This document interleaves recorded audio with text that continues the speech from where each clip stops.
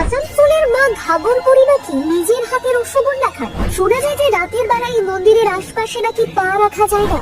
আসুন জেনে নিই এই মায়ের মহিমা।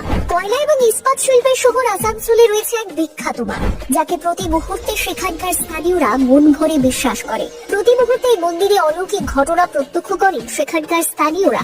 জানা যায় মা নাকি নিজে এসে রসগোল্লা খায় এবং ভক্তদের থেকে ফুল নিয়ে খোপায় বাঁধেন। কোথায় রয়েছে এই মন্দির? ঘাগরবুড়ি হলেন বাংলার লৌকিক দেবী। আসানসোল শহরের উত্তরে ক্লিনবাহী শিনুকায় লুনিয়া নদীর তীরে অধিষ্ঠিত রার বাংলার জাগ্রত দেবী বা শ্রী শ্রী ঘাগরবুড়ি। ঘাগর শব্দের অর্থ হলো ঝাঁঝবাদ্য ও ঘুঘু। অনেকে তাকে ষষ্ঠীর আরেক রূপও বলেন। মা ঘাগরবুড়ির আদেশে মন্দির প্রতিষ্ঠা হয় 1620 সালে। এই মন্দির নিয়ে নানান রকম লোককথা রয়েছে।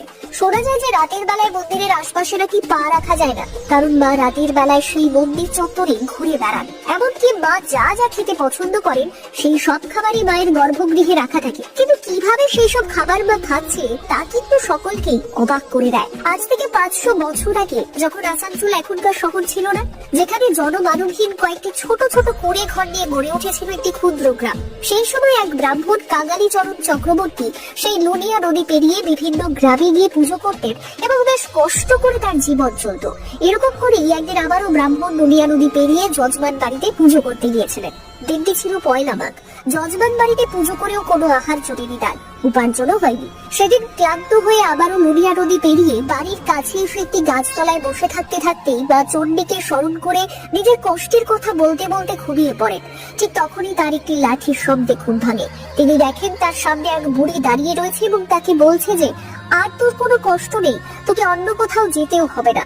ঘুম থেকে উঠে দেখবি তোর কোলে 3খানা শিলা পড়ে রয়েছে।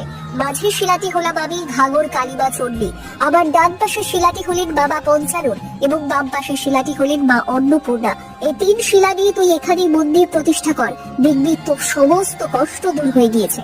আর মায়ের সেই স্বপ্নাদেশে 1620 সালে প্রতিষ্ঠিত হয় ঘাগরবুড়ি কালীবার মন্দির।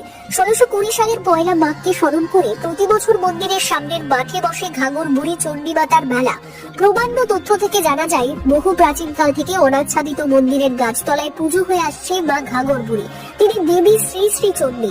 কোনো মূর্তি নেই, শুধু 3টি শিলা রয়েছে। পুরাণে দেবদেবীদের বিভিন্ন পূজা পদ্ধতির উল্লেখ আছে, তার মধ্যে নৃত্য গীত বাদ্য সহকারে বহু দেবীর পূজার প্রচলন ছিল। রাস পূর্ণিমা এখানে হোমযজ্ঞ করা হয়। মন্দির সংলগ্ন এলাকাটি আদিবাসী অধ্যুষিত। স্থানীয় মতে মায়ের মহিমা অসীম। ভিডিওটি ভালো লেগে থাকলে লাইক, কমেন্ট এবং শেয়ার করতে ভুলবেন না। এরকম ইনফরমেটিভ ভিডিও নিয়মিত পেতে আমাদের বংবাণী ফেসবুক পেজ এবং ইউটিউব চ্যানেলটি সাবস্ক্রাইব করে আমাদের পাশে থাকবেন। দেখা হচ্ছে পরবর্তী ভিডিওতে। সকলে ভালো থাকবেন। জয় মা ঘাগরবুড়ি।